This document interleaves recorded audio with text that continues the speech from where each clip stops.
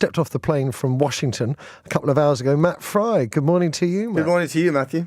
It is. I mean, the word extraordinary doesn't really do it justice. I mean, you presumably have never seen the like. I've never seen the like. So I was in Washington yesterday. I wasn't allowed into the Oval Office because I'm not part of the White House pool and I wasn't part of Zelensky's travelling press. But gradually, the transcript of what transpired emerged. And the transcript, the words written down on paper, was pretty bad. And of course, we wanted to see what the body language was like. And the first image I saw was, Zelensky smiling and Trump smiling. I thought maybe it's not as bad as it looks on paper. And of course, the reality is that it was so much worse.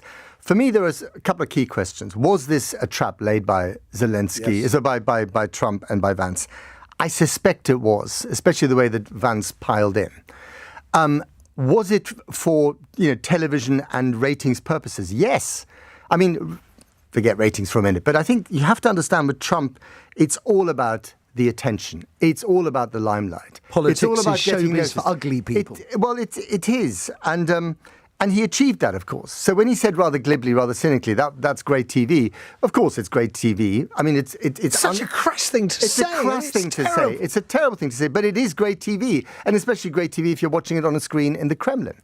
But I think the other thing is that Trump wants something. And if you look at his face, he was really, really angry. And he was angry with Zelensky because Zelensky didn't want to sign the deal as it existed. Trump wants that deal signed because Trump wants to be able to say, at the end of week 6 in the White House, I signed a deal with Zelensky to bring peace to this appalling part of Europe. He doesn't care whether, Russia started it or what will happen in the future. But in the here and now, he wants that moment that will at some stage, he hopes, translate into a signing ceremony with Putin and Zelensky, or maybe another Ukrainian president in the White House, and then maybe even a Nobel Peace Prize. That's what he wants. And that is Zelensky's only card with Trump, Trump's vanity. The notion of the setup, lots of people are asking here, what has Putin got on Trump? It feels like Trump is sort of beholden to Putin. We did a whole Channel 4 documentary years ago about the compromat. Is there a picture, is there a bit of evidence that Putin occasionally reminds Donald Trump of? And we couldn't find anything. We looked for quite a long time. There may be something. We don't know. But again, remember, there's an awful lot of stuff on Trump that is embarrassing for Trump, and he doesn't really seem to care, whether it was the tapes about, grabbing private parts and whatever. I think the key thing is Trump just likes Vladimir Putin. Okay, so does he also dislike Zelensky? And specifically, because I spoke to an American commentator earlier, I'm kind of surprised that so little is made of Trump's first impeachment, which directly involves Zelensky. That is very important. I'm glad you mentioned it. They have bad blood between each other. They have history. They have baggage. And Trump doesn't forget. He has a very long memory, especially when someone has crossed him. And the only way you can come back from that is if you kiss the ring and you apologize. The way that David Lammy did, who called Trump all sorts of things and has kissed the ring and apologized, I'm assuming in private, the way that J.D. Vance did. I mean, he compared him to Hitler. And then apologized and is now working side by side. Zelensky hasn't apologized. And remember, Trump's modus operandi is a kind of extortion. I mean, he does behave like a mafia boss. He said to Zelensky in 2019 in that phone call that he described as the perfect phone call, unless you give me dirt on Hunter Biden, the son of the guy who's going to run against me in the presidential election, I will not give you arms, the kind of military assistance that you need in the middle of a low-level war with Russia. I mean, that's an extraordinarily awful thing to do. And Zelensky basically said, I'm sorry, I'm not playing this game. Trump remembers that. And of course, it led to the impeachment proceedings. That would never have happened if Zelensky hadn't said no to Trump.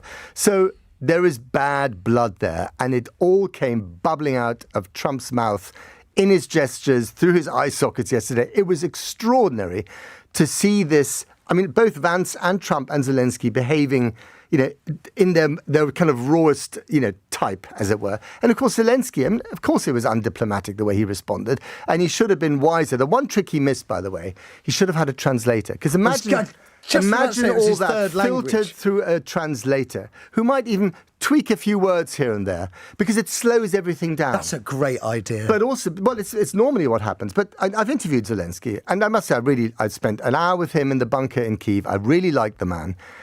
He's short, he's got a firm handshake, he looks you in the eye, there is a charisma around him. But he also prides himself, because he's got better at it, at appealing to an Anglo-Saxon or global audience in English. And his English has got better, much better over time.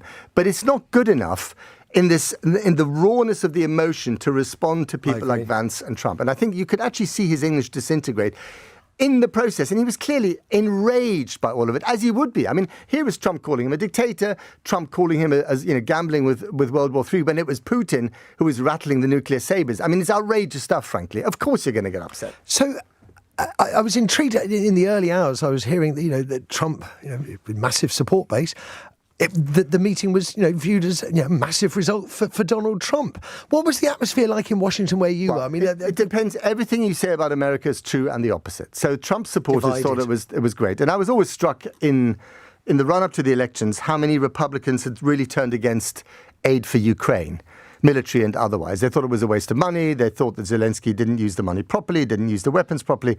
So, of course, that appeals to that particular demographic. But there are other Americans, especially Democrats, who are licking their wounds at the moment, who are very consumed with the domestic revolution that's going on, the stripping down of the federal machinery of government, the sacking of tens of thousands of people, not just USAID, I mean everything. I mean, you have no idea how desperate the mood is inside Washington and in democratic cities for what's going on politically.